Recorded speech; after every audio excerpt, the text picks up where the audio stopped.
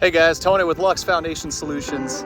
I am particularly excited to share with you this new project that we have going on, and that is behind me, the Blue Ridge Parkway.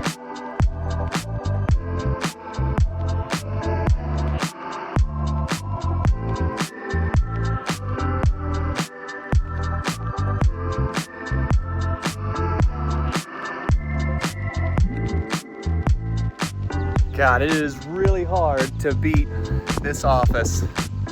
But what we're doing up here is we're actually repairing this guard wall or stone wall. So let me show you kind of further up where we've begun work so you can see what we're doing. So up here on the wall, you can see we've been stacking stones.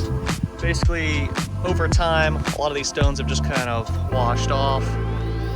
So we're collecting them, putting them up here so that we can match the color, because it is very difficult to find stones that match Blue Ridge Parkway stones, because they were taken from the Blue Ridge Parkway or the mountains here. We can't really steal from the mountain anymore, so we're trying to match and use what we do have existing. So there's some stones here, there's some broken areas. We're gonna begin work putting it all back together. So there's the old, some rock, and then further down, some of the rock falling off. And here's the repaired, I will say.